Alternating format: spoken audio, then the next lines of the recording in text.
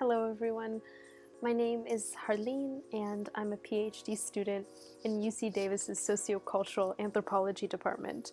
My pronouns are she, her, hers, and in terms of positionality related to this project, I'm a Punjabi American who grew up in the States.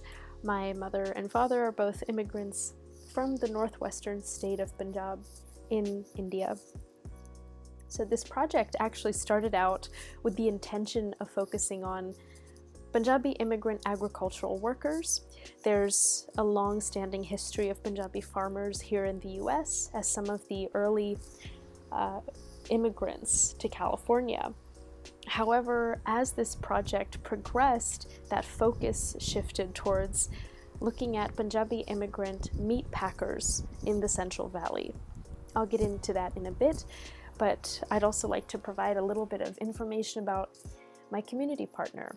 So I partnered with the Jikara movement, which is a grassroots community building organization that focuses on empowering and educating Punjabi Sikhs and other marginalized communities.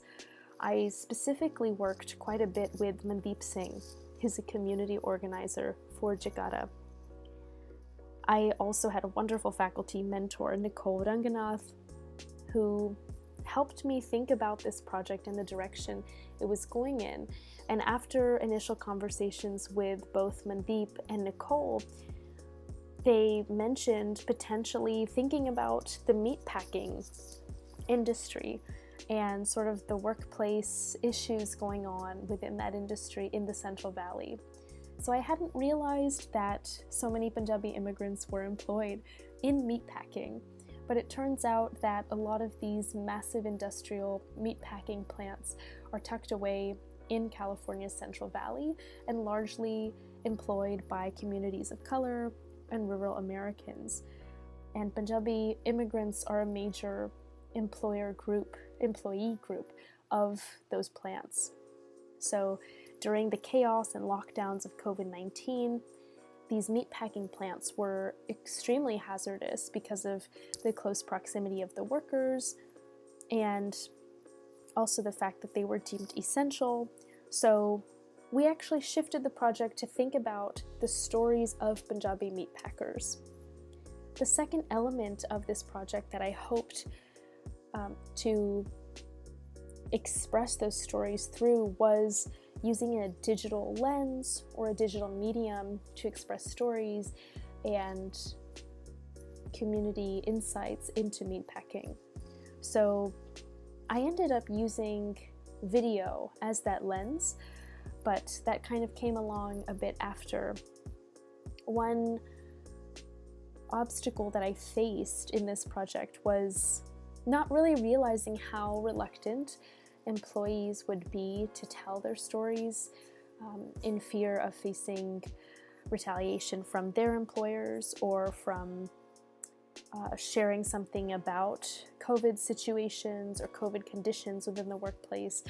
So it was quite hard to find folks who were willing to discuss their stories with me. And so we expanded the focus to include former meatpackers, to include children of meatpackers, family, community members, and then we were able to interview a couple folks. I met a daughter and niece of two meatpackers. We also were able to interview Mr. Singh's own father, who retired from meatpacking after several decades, and I also did several interviews with Mandeep Singh. And over these interviews, I realized that stories of immigration and labor completely blended together. So often we try to compartmentalize these aspects of life, but I realized that they really informed one another. So I ended up working with a highly skilled videographer named Sahibjit Singh, based in California, to create what has now become a short film based on those stories of migration, labor, what it means to make it in America, what it means to settle here and take on work, such as work in meatpacking for decades, how people think of success and what that might mean to a Punjabi immigrant. that film merges that story of migration with labor, and it's anchored on Mr. Singh's father's story. So it's by no means a broad statement about what work means to all Punjabi Americans, but by focusing on one particular story and kind of branching out from there, provided a certain lens, a certain shared experience, and a way of kind of getting a look at how these stories of immigration and community and settlement also relate to labor and work and capitalist structures of food. So I'd also like to just offer a couple of reflections from the experience. I'd say that remaining flexible in one's goals or plans can be immensely helpful. Sometimes these key issues, such as the entire meatpacking industry, it doesn't really come to light until we open ourselves up to that possibility. I'd also just like to mention that getting out into the community can be so helpful. I remember early on, Mandeep invited me to a town hall about meatpacking work in Livingston, and going to that really helped me get a pulse on where people were, what they were thinking about in terms of workplace issues, and understanding the community better. So I'd like to thank everyone who has contributed to this project and continues to contribute to this project. Hopefully this is just the beginning of what could be a longer engagement and more creative projects involving the community and Jagara movement. I'd like to especially thank Professor Nicole Ranganath, Mandeep Singh with the Jagara movement, Mr. Singh, the storyteller within the film, Sahibjeet Singh, as well as my own family for supporting and encouraging throughout this project.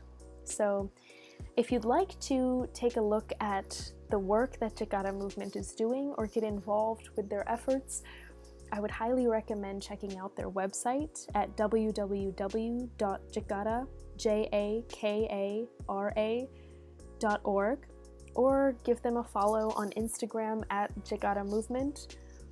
You should also stay tuned for the final video, which will hopefully be available in a couple weeks. And feel free to send me an email if you'd like to connect or have further questions at hakbal@ucdavis.edu. Thank you so much to Stephanie Maroney, the UC Davis Humanities Institute, and the broader Mellon Public Scholars Program for giving us this opportunity. Thanks so much.